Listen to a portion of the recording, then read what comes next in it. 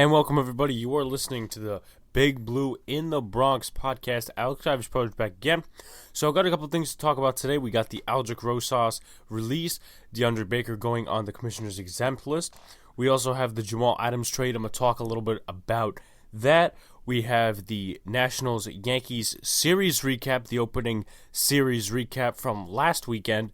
And we also got to talk about the Phillies series in Philly being canceled, not the stadium, but the Phillies series in Philly being canceled. And also the fact that NFL players are starting to opt out today because today is the beginning of actual training camp. It's going to be a weird one. It's going to be a weird season. MLB, NHL, NBA, any other sport you guys watch, it's going to be weird. And there's no normalcy to it unless, COVID-19 just goes away. But before we get to our first topic on the day, and I announce something about a sponsorship, obviously you guys saw it on Twitter, but I'll get into that in just a minute. If anybody who listens to my podcast or you know somebody who's looking for a writing job, please contact me. I am a new advisor at All New York Sports. I've been writing for them since about March, April-ish, and we are looking for new writers. We are going to be paying, well, not us, but WordPress is going to be paying for the views on your article if you write one, and if it does well with the SEO. If you have worked with WordPress before, it'll be a lot easier. But if you haven't but still have a writing interest, please contact me. Or if you can't contact me, contact All New York Sports. They do have a Twitter page. They don't use it often. It's got like 15 followers, but if you take a look at the Instagram page, it's got about 2,000 followers. So that is something to do. So first thing is first, I am glad to announce I finally have a sponsorship that is alltodowithgaming.com. They are a startup company, so they are just starting out right off the bat, but they are selling stuff, and we'll get to that and the ad I'm promoting for them in a little bit. But let's start with the Aldrick Rosas subject. So let's tackle today's first topic, which is Aldrick Rosas' release. And we're also going to cover the fact that DeAndre Baker was put on the commissioner's exempt list. So the Giants, ever since the Aldrick Rosas incident in Chico, California, have remained really quiet on it. They haven't spoken much about it. But on Sunday, they released Aldrick Rosas after being with the team since 2017. He won the starting competition job against Mike Nugent. In 2017, after a horrible year in 2017, he won the job against Marshall Kane. In 2018 and 2019, he had no competition, and he didn't do so good last year. So, I said this multiple times, 2 is greater than 1. 2 is greater than 1. He had 2 bad years over 1 good. 1 good was his Pro Bowl 2018 year. In 2017 and 2019, he made 72 and 70% of his kicks, which isn't good. You could contribute the missed kicks this year because of some of the poor snaps from Zach Diassi. Obviously, he went on IR and probably going to retire if he hasn't already. But you could put some stuff in there, and you could also blame the horrible special teams in 2017. But again, he didn't come out of those situations like a star, and he made 72 and 70% of his kicks those years, if I'm not mixing up the numbers. But he was cut because of the charges that were facing against him, and they didn't wait too long, I'm going to say. They didn't wait till the season started. They didn't wait till when the preseason, quote, quote, was supposed to start. So, on this situation, they also brought in Chandler Catanzaro. Now, let me talk about the release before I talk about the replacement. So, I sort of agree with the release. I do. Because even though people are like, oh, let's wait for the facts, Joe Judge and them are going to wait for the facts. In some cases, and in most cases actually, I don't know that you can have a witness not say that Aldrick Rosas didn't crash into a car in Chico, California. My point is, in all this, is like, you can't really have witnesses go against that. With the Baker thing, it was sort of different because facts did come out a little bit, and there was a spur for a while that says, the witnesses recanted, but obviously, that changed. But stemming from that, the Giants knew that Aldrick Rosas wasn't innocent in that case. And they decided to cut him, which is fine, because even though you could make the case, he made a Pro Bowl for the Giants, you could prove the point with this. And then if you don't want to prove the point with this, you could prove the point that he had 2 bad seasons and only 1 good one. So let's get to his replacement. That was Chandler Catanzaro. He's former Jet kicker, former Cardinal kicker, former Buck kicker. He's been with a lot of teams over the years. He's 29 years old. He's about 4 more years older than Aldrick Rosas.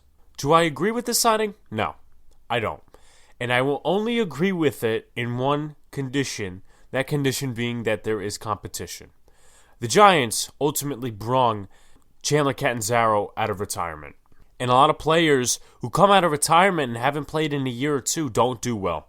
Ryan Khalil, he was brought out of retirement by the Jets, didn't do well at center last year, actually missed some games. Take a look at Jason Witten, he wasn't the same. We'll see what Gronk has to say, but again, it's a topic to talk about. He hasn't played in a year. And let's go back to when the Giants faced him with the Jets. Last preseason, Chandler Catanzaro missed 2 extra point attempts and then retired just after that game. So if you're the Giants here, it would be really silly not to bring in competition. I've always said on this podcast, especially with Aldrick Rosas, but in this case, bring in competition. I don't care if it's Steven Gostkowski. I don't care if it's Ryan Sukop. I don't care if it's Justin Yoon, the second-year undrafted free agent out of Notre Dame. I don't care if it's Matt McCrane. Matt McCrane would be my preference because I actually like him from the Guardians, and he was 5th in the league. He really tied for all the extra points and field goals that he made.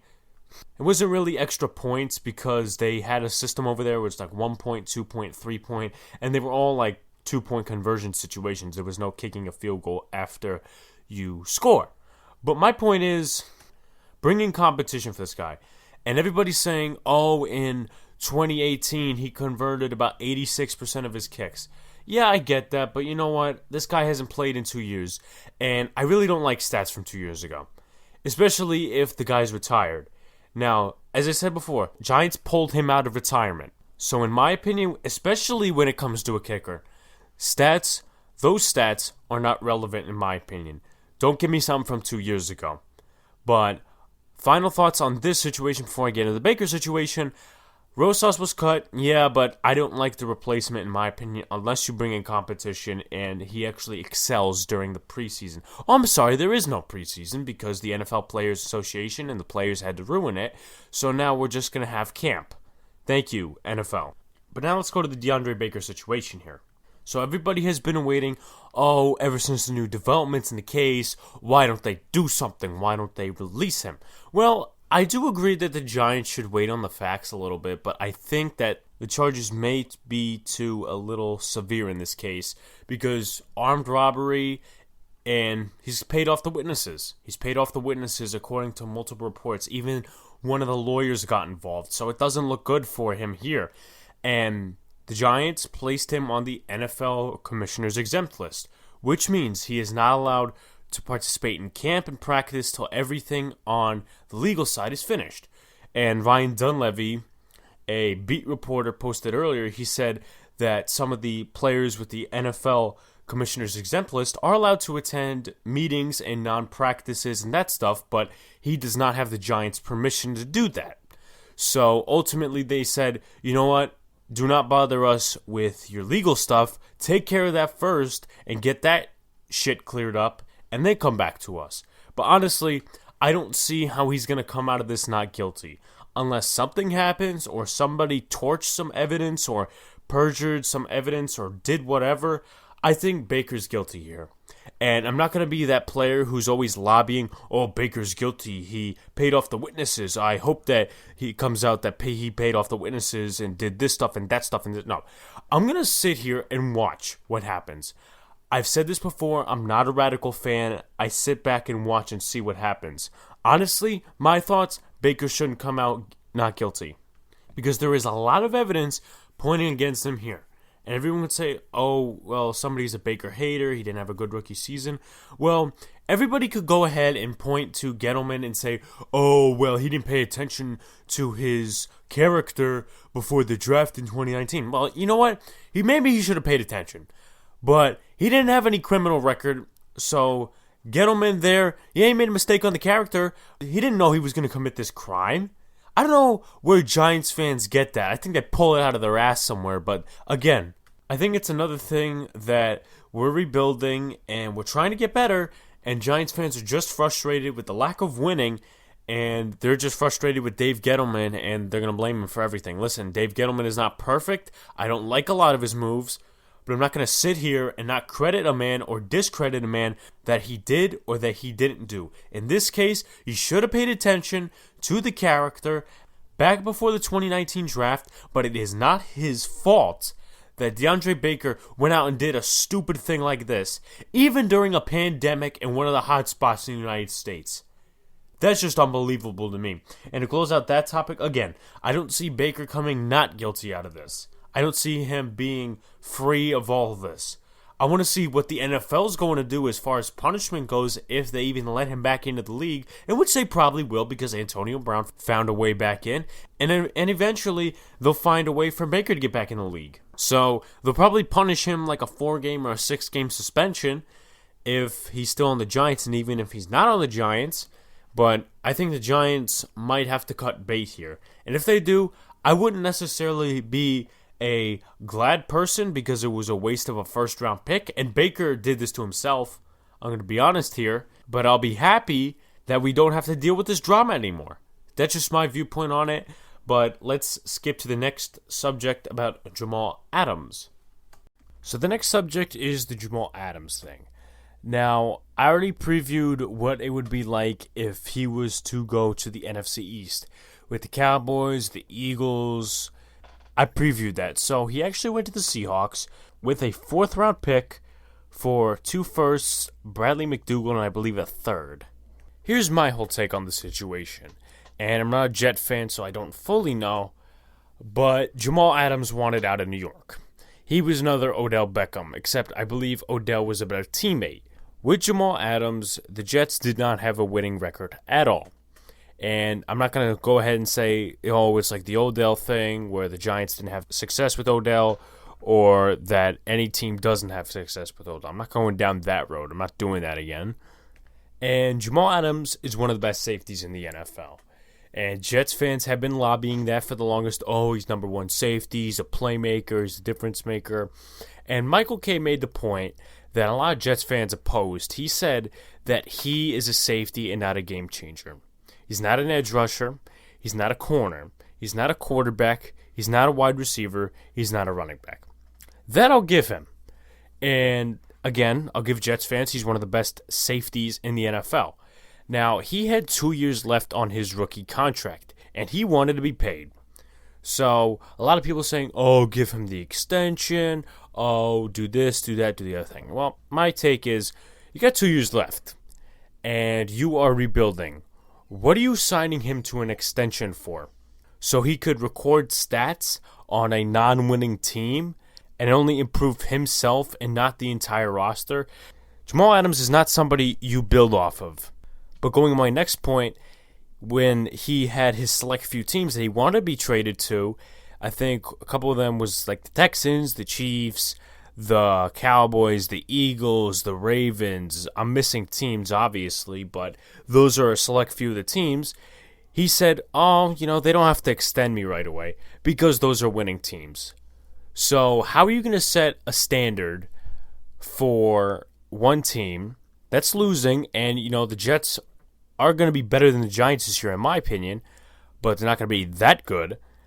But how are you going to set a standard for one team, and then the next couple teams you want to be traded to, you're going to be like, leave it. It's because he wanted to win. And I get the whole fact, if you're on a losing team, yeah, I get it. But you know what? Don't hold somebody to one standard and just let the other team that they got, obviously the receiving team of Jamal, have a get-out-of-jail-free card and not extend you. So that doesn't make any sense. Plus the fact is that the Eagles and the Cowboys are borderline teams. Don't tell me, one of them won the division last year. Yeah, NFC East is the worst division in football. Don't tell me that. Please, just stop talking. But my point is, Jamal Adams is a crybaby bastard, as my brother likes to refer him to. He wanted his money 2 years early because this team was losing and he was only going to put out stats for himself. And I know there's some Jet fans, they're like, we traded our best player, we've done this before, blah, blah, blah, blah, blah, blah. Listen, I'm not a Jets fan, so I don't know what it feels like to lose that much. But, this is one of the trades that had to happen, and I'm going to give credits to the Jets. I don't like the Jets, but I think they definitely got good value to rebuild in their future. And I think they'll be good maybe next year or the year after that, depending on how they develop their players and stuff with all the stuff surrounding this year and what it's going to be like next year. So it's going to be interesting.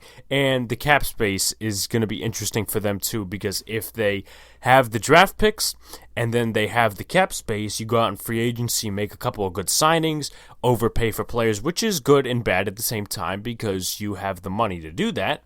But again, this is a trade that the Jets had to make, in my opinion, so they wouldn't have to hear it from Jamal Adams, and I agree with them on that one. So that's my analysis and opinion on the whole Jamal Adams subject. Now let's get to the Yankees Nationals takeaways from the 3-game opening set in Washington, D.C. But first, looking for the best gaming gear? Are you tired of going to Best Buy and GameStop to look for gaming accessories and then coming back weeks later just to get a replacement? Believe me, I know. That's where AllToDoWithGaming.com comes in. They have everything from gaming chairs, light-up keyboards, to gaming laptops, monitors, and headphones accessible for the new generation of gaming, like the PS4, Xbox, and PC. Get 30% off your entire order with the promo code BIGBLUE30. That is BIGBLUE30, capital B, lowercase I-G, capital B again, L-U-E-30. BIGBLUE30. 30% off of your entire order, and you won't regret it one bit. So stop going to GameStop and Best Buy for cheap gaming accessories and head to AllToDoWithGaming.com. That's AllToDoWithGaming.com. Now back to the Yankees Nationals recap and takeaway subject. Okay, so next topic we're going to talk about is the recent 3-game set in D.C. Obviously, baseball was back this weekend, and the Yankees took 2 out of 3 games in D.C. Now, let's take a minute here, and I'm going to play the rant video that I compiled up from the live stream. Obviously, I ranted on Angel Hernandez on the live stream when Brett Gardner struck out. Here it is. What? Oh my god! Fuck this. Oh my. The pitch was so outside! God damn! Number 7. Oh my, this guy wants to screw me tonight. Oh my god. I'm surprised Gardner didn't get ejected. He's always one off you the second he gets a bad call. But we get the helmet. Can we get one of these again? Yeah, I know, right? So I was pretty mad there, and probably one of the maddest I've been. Obviously, it was opening day, but who thought it was a good idea to put Angel Hernandez behind the plate on opening day? Probably Rob Manfred's, because Angel Hernandez sued the MLB and they're not getting rid of him for a long time. So let's break down the takeaways from Game 1, which was last Thursday. Obviously, we streamed for that and we watched part of the Giant-Dodger game, but the game was rain shortened, so we only saw a little bit of Garrett Cole. He did complete the game, though. So let's do some takeaways here. One of them, offense looks powerful. We saw Judge hit an RBI double. We saw Wade speeding around the bases like a running back, wide receiver, however you want to call it. And Stan hit a home run. And he also did the next game. And he, other than yesterday's game, which I'll get to that topic, or at least that section of the takeaways, he's good. I mean, he has his strikeouts he still needs to solve, but when he hits the home runs, they're long. We saw this when it came to the one game against the Mets in exhibition. Now it's dropping off in D.C., and hopefully, if we do face the Phillies at all, he can exhibit this type of power. So that's much for offensive takeaways. Now let's go to the real focus. Garrett Cole obviously started. I had my Garrett Cole shirt on last Thursday. So in the first inning, he gave up a home run to Adam Eaton, who is actually on my fantasy team. He threw a lot of fastballs in his first start. He didn't really mix in. Well, this is actually the start of the first game, in the first inning, second inning. He was a little bit all over the place. He wasn't totally out of control, but you could see he was nervous after the first home run. He gave a home run to Adam Eaton to deep right field, and then he started shaking a little bit. threw some fastballs, was missing targets a little bit, but then slowly finding his groove as he got through in the game. Obviously, Scherzer struck out 11 and did better than him in that category, but Cole got the win and Scherzer got the loss because Scherzer allowed more hits and runs, obviously. So I'll give you the stats for Gerrit Cole and Max Scherzer from last Thursday. And I also bet on those stats, and I lost for most of them. But here are the stats from last Thursday's game for both starting pitchers. Here they are. Now, Max Scherzer, the hosting pitcher, is obviously 0-1 now with the Nationals because he lost this game. But I'll give you his stats. 5 1/3 pitched innings, 6 hits, 4 runs, all of them earned, 4 walks, 11 strikeouts, and 1 home run, and ended the game with a 6.75 ERA. The home run was obviously Giancarlo Stanton's. 99 pitches, so he would have probably been out of the game sooner than later if the game would have been played on. So let's go to Gerrit Cole here. 5 innings pitched, 1 hit, 1 run, 1 earned. Obviously, the 1 hit was the run. That was Adam Eaton's home run. 1 walk, 5 Ks, and a home run. 75 pitches, and a 1.80 ERA. So, overall for this game, Cole found his groove after the home run and slowly started going back into it. But the Yankees definitely showcased some high-powered offense. Even if it didn't come from the home run from Stanton, Judge still hit an RBI double. So let's go to game 2. The Yankees lost this one 9-2. Obviously, Paxton lost the game. The win by Tanner Rainey, of course. Now let's jump into those takeaways, shall we? So the offense did not take advantage. How do I mean by that? 4 Nationals errors defensively. Yankees only scored 2 runs, and the situational hitting looked like it was 2016 again. Did not look good at all.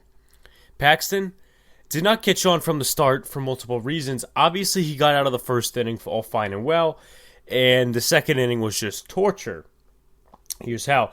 He didn't record an out in his second inning of pitching. He allowed 5 hits, 3 earned runs, a walk, and a K, only 1 K, and he had 41 pitches in the 1 inning he pitched. He also pitched the second inning but failed to record it out. Obviously, his ERA ended up being a 27. So he had a Victor Robles double, a Trey Turner ground into a double play, but they still scored there. And then later on, when the bullpen came in, Michael King struggled. He couldn't get the job done to at least hold him to some sort of standards. Gave up a home run to Victor Robles, and then a ground rule double for Kendrick, and his Drupal Cabrera double, his Drupal Cabrera home run, and a Michael Taylor home run. So 9-2 was the final score of that game. Also, Stanton continued to showcase his power. He hit a home run off of Fede. And as I said, the young bullpen really couldn't save the stale offense. Obviously, Yankees did not take advantage of the situation when it came to 4 Washington National errors. King, Holder, Heller, and Avion almost allowed 1 run each. Holder and Hale, in their opportunities, did not give up a run, but King, the youngster, gave up 4 runs, one of them being on a home run by Victor Robles. And Ben Heller, he gave up a home run to his Drupal Cabrera, and Luis Avion gave up a home run to Michael Taylor. And I was continuing to ask myself questions, and I was actually talking to one of my friends from Pennsylvania. His name is Connor, and we were saying, how are they going to do this bullpen game tomorrow? And this was actually before Taylor hit the home run. I'm like, how are they going to close it out? You know, are they going to bring in this guy? I said, they probably won't bring in Green. They probably won't bring in Loaizaga. I don't see them 2 closing the game at all. They'll probably bring in some other pitcher because those 2 are probably candidates to start for the next game. And one of them, I was right. Jonathan Loaizaga got the start. Luis Avion gave up that home run to Michael Taylor, of course, and closed out the inning in the game. So let's skip to game 3. The final game of the 3-game set that happened on Sunday. So the offense got a slow start. They were being no-hitted at one point by Patrick Corbin, and Gleyber Torres, of course, got the first hit. And, of course, they took out Corbin at only 75 pitches in the 7th inning, which isn't really bad. I mean, he did give up the home run to Gleyber Torres, which cut the lead in half at that point. And I wasn't able to watch the game because I was in Staten Island at the time, but my friend Sean, who was behind the scenes and was on the live stream on Thursday, he watched the full game and gave me most of the takeaways, and I'm taking away from it now. So obviously these teams are heavily induced with their bullpens, meaning that new analytics, new managers, and new playbook sort of, Dave Martinez and Aaron Boone, are full of analytics and love the analytics. They love it. So Corbin got taken out at only 75 pitches in the 7th inning, which isn't so bad. It seemed like the Yankees weren't taking advantage and were swinging at the first strikes and doing everything and not working the count early. So that's why he wound out 75 pitches in the 7th inning, which, again, for the final time, it isn't bad, but they obviously took him out early. So now they put Will Harris in, and he gave up a home run to Luke Voigt in the 7th inning after Patrick Corbin left. So it was kind of a ruined day for Patrick Corbin. 8 strikeouts, only 2 hits, and 1 earned run. And he comes out and he just gives up a home run. So really a blown situation there for the Nationals pitching staff. And Torres obviously got the go-ahead single, which ended up winning the game in the 8th inning. That was off of Sean Doolittle. Other than David Hale, I would say that the bullpen did pretty good. They mostly kept the lead intact. Zach Britton got the save. Ottavino did a nice job. Chad Green as well. Tommy Kahnle as well. Also, all combining for 8 strikeouts. And Gary Sanchez, kudos to him. Threw out Emilio Bonifacio at third after he overrid the bag at third, ending the game and winning the game for the Yankees. Would be a 3-2 game. And one of the other things that I'm going to bring up here is Stanton and Judge didn't really do too well. They struck out a combined 4 times. Obviously, Judge had no hits on the day. He had 1 K. Stanton had 3, didn't get any hits at all. But obviously, the rest of the offense was intact. And Tauchman struggled too. He was starting in center field today for Aaron Hicks. But those are the takeaways from the series here. And those are my thoughts, my takeaways, and hopefully we actually play some games in Philly, and if we do, play some good baseball. So let's get to this whole Philly Yankee thing, and as everybody heard on the news and everything, social media, whatever, the Yankees-Philly series in Philadelphia is canceled. The reason being the Marlins were just over there, and 18 Marlins players now have COVID-19. Now, they weren't all affected at once. Obviously, there was some Marlins players with COVID before. Now, they have more infected players now to a larger amount of players on the roster, and they'll probably have to do next man up just like the Yankees did last year. But fortunate enough for baseball, at least for the Phillies standpoint, they have no players who have COVID. They took the test yesterday after they found out that some Marlins players got COVID-19, so they took tests. And greatly enough, they didn't have any positives, which is good, so the Yankees don't have to worry about getting COVID or anything, at least for right now. And today they went back to the stadium to practice, so it's really another off day for them. But good enough that nobody in this matchup has COVID, but I feel sorry for the Marlins players. Now, let me talk about it a little bit and who I think is faulted with the situation. So let me start off by saying there is a lot of blame to go around, and it depends on how you see the situation. I'm not going to say and defend Florida, but I will say that location definitely plays a part in this thing, especially knowing it's Florida and Miami, and it's a hot spot down there. But I'm not going to sit here and make politics or make COVID-19 talk. Now, here, everybody knows at the first start of the MLB season, or at least when they're trying to get a plan, the MLB players rejected Rob Manfred's thing about having a bubble in Arizona and Florida. 1, because of location. 2, because they want to be in a bubble. The NBA has a bubble. The NHL is going to have a bubble. And barely any COVID-19 tests are positive down there.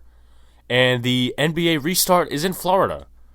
So you point out the factor here that Manfred didn't do such a good job with the COVID-19 rules. And here's why. Obviously, the players, in this situation, you have to have some sort of punishment or some sort of rule that limits players from going out like this. Obviously, I'm all for players' freedom and everything, but if you're putting it at the risk of your teammates and your coaches, it's not worth it. It really isn't when you have a shortened 60-game season and you're out for maybe a week or two with COVID-19 symptoms. You come back and your team's in or out of the playoffs and you missed an opportunity or something like that. But Manfred, in my opinion, it's sort of his fault because after they rejected the bubble, he had to come up with some sort of plan that allowed players to have freedom, but at the same time, don't infect the coaches, or if you went out the other day, quarantine yourself or do something like that. I know those sounds like bubble-like rules, but again, you have to keep the players safe in this sort of situation. Why is it the players' fault now? The players are responsible for themselves. They can't be going out and just having a grand old time and not wearing a mask in this situation. COVID-19 is dangerous and is infectious. And especially when you're playing baseball and you're athletic and everything, and you have coaches and your other teammates to worry about. But in this situation, you can't be blaming the MLB for rules and say, oh, they didn't put out rules, so we're not going to follow them. No, you are responsible for yourself. This is why you're an adult. You are responsible for yourself in this situation. The world has tested you to go in this situation and come out uninfectious. Now, I'm not saying that you're a bad person if you're infected. I'm not saying you're not responsible. But when you are not paying attention to government protocols, or at least your own league's protocols, to at least limit the infection in the league, that is a big problem.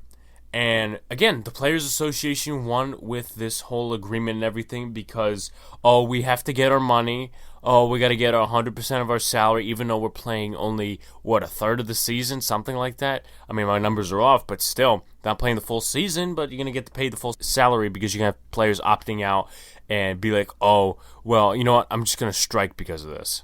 So, in my opinion, to finish off that subject, equal blame goes to both sides. Manfred, after the bubble rejection, he should have put out some more rules. And you know what? Shame on him for this one thing. You could be for, you could be against wearing masks in the dugout or whatever. They put a section in the stands where teammates can socially distance the dugout because the dugout is a crowded area. Nobody was wearing masks. Nobody was social distancing in the dugout. For the Yankees game, the Dodgers game, most of the games around the MLB. So if you're going to have some protocols, at least act on it and punish the players. Everyone knows that the MLB is not going to do such a thing because the Players Association will be like, it's their body, their choice. You know what? You're infecting your other players by even making that statement. So I don't know where they get that right to say that. But as I said before, Players Association and MLB are full to blame for this. And if the MLB doesn't act with punishing players for not socially distancing or putting masks on, that's their own fault, and they're going to be losing money because of it, because obviously you'll have those players with COVID-19 and maybe less people will watch, or maybe you might fold the season because more players are getting infected because you didn't put out the protocols, you are not forcing them, you are not punishing the players, and the players are taking advantage of you because you don't punish them and because they get away with everything in every sport, just like the NFL. Now let me speak upon the NFL. So a lot of players opted out this morning, mostly Patriots. There was Brandon Bolden, Marcus Cannon, the right tackle. This is Patriots. There was Dante Hightower, the linebacker. I think they had a couple more. Lavarnway Duvernay Tardif, if I'm pronouncing it correctly, was the first one to opt out. Then you had Marquise Goodwin. You had an undrafted free agent from the Cowboys. You had a couple other players. You had Michael Pierce, the former Raven, now on the Vikings. So it seems to me, and if I'm counting correctly, obviously, that a lot more players are opting out of the NFL than they are with the MLB. Now, the MLB has a different policy if you opt out, but if you opt out in the NFL, you get $150,000 for a year, and you live on your 2020 contract in 2021. So that's going to be interesting to see how it plays out, but it's going to be like this all year, folks. And I don't blame the players for opting out. You still get something of your salary. And I'm surprised that the whole NFLPA hasn't come out and said, they should, be paid their full salary if they choose to opt out because of your protocols. Well, the protocols were made. They're pretty safe protocols. They are pretty strict. And the NFL, in my opinion, will stick to them and punish players for not social distancing or wearing some sort of mask whenever it comes to some sort of occasion. If they find out about it, they will act more than the MLB will ever will. on any of these situations. That's a problem with these sports. The athletes make millions and millions of dollars just to keep blabbing their mouths of how they can make more money, but don't actually think about their other teammates. And I'm talking, of course, preseason. I'm not going to go into that rant again, but I'm talking about, the undrafted free agents getting screwed, the low-tier backups getting screwed. As I said, I'm not going to rant on that, but that's really my thought process when it comes to the Phillies-Yankees series being postponed or canceled or whatever they do with it. That's my thoughts on that. And also the NFL having more players in the MLB opt out. Obviously, there are bigger rosters. They're going to make the practice squads bigger. But for right now, those are my thoughts on those such topics. Thank you guys for listening to Tuesday's edition of the podcast. Subscribe to our YouTube channel. Remember, our podcast is available on Podbean, Spotify, Apple Podcasts, Google Play, Overcast, and CastBox. I have a new sponsor now. You can go check that out. 30% off of your entire order on alltodowithgaming.com with the promo code BIGBLUE30. You can help me out. You can help yourself out with some new gaming technology and not buying the cheap stuff at Best Buy or even GameStop. It's a beneficial relationship. You guys keep this podcast going and even get something for yourselves online. Thank you guys for listening, and we will see you on Thursday.